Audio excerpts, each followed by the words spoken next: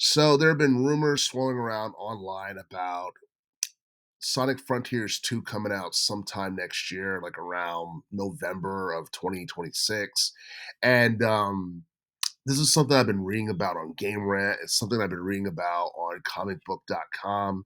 And it turns out that the rumor was started by an ex user who basically shared news about SpongeBob SquarePants appearing as a character or as a guest character in Sonic Racing's Cross Worlds. And it turns out that that news was actually accurate. So if that's the case, it's most likely that this is accurate as well, unless Sega decides to change their plans or delay the release of the game. Um, Sega hasn't even gone on record and officially confirmed Sonic Frontiers 2, but if they are releasing it next year, I think that makes a lot of sense considering the fact that there's not too many high profile releases that we have planned for 2026. And I honestly feel like I don't know, Sonic Frontiers 1 from 2022, it stood out because it came out in a year where there wasn't really too many high profile games to look forward to. And the ones that we got ended up having either horrible launches or it ended up falling below a lot of people's expectations. Um, Sonic Frontiers, I feel like it actually did a lot better than a lot of people thought it would. It definitely had a decent amount of commercial success because I think it did 3.5 million copies in terms of sales. And and as far as the game itself is concerned, a lot of people feel like it's a bit underrated. And the reason I say that is because it got a Metascore of 70 and it got a user score of 8.2. And I feel like Sonic Frontiers was one of the best 3D Sonic games that we've gotten in quite some time. I wouldn't put it on the same level as Sonic Adventure 2 or anything like that, but I do feel like it was definitely a step in the right direction with Sega's inclusion of an open world environment and the whole, futuristic vibe that the game had, and including wormholes and artificial intelligence and stuff like that. I honestly felt like it added layers of complexity to Sonic Frontiers. They made it stand out from your typical 3D Sonic game, and like for the most part, I feel like with Sega, all they have to do is take what they did at Sonic Frontiers and basically just dial it up a notch for the most part. You don't have to make the story for Sonic Frontiers too overly complex or anything like that.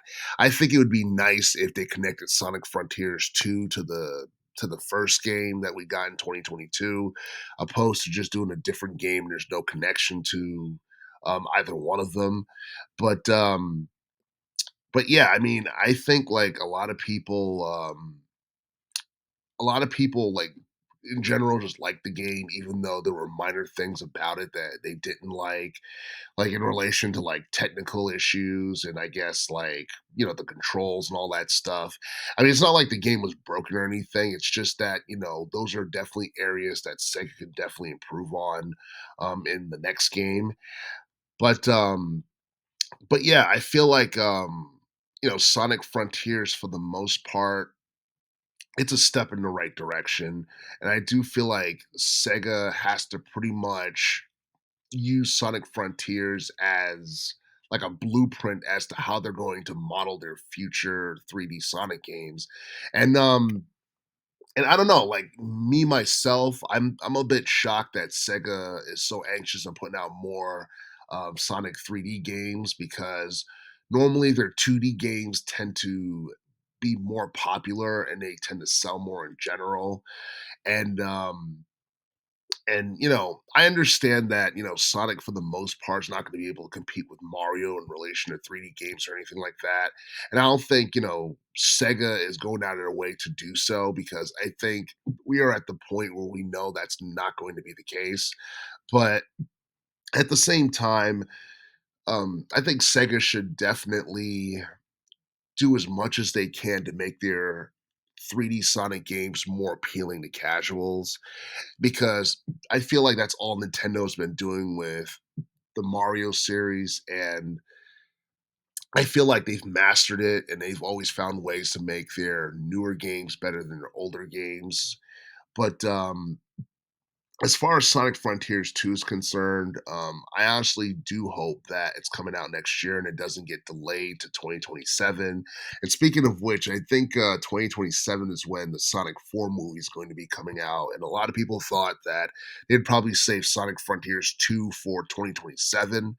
But I don't know. I mean, anything could happen between now and next year. And I feel like Sonic Frontiers 2, if the rumors are true and we are getting it next year, it's probably going to end up being one of the top video games that we get in relation to the PS5 and the Xbox Series X in relation to 2026. As far as whether or not this game is going to appear on the Switch 2 next year, that's something that hasn't been confirmed, and I'm not exactly sure whether or not that's going to be a thing, but it wouldn't surprise me considering the fact that we have a bunch of other third party games that's supposed to appear on the Switch 2 sometime in the future as well.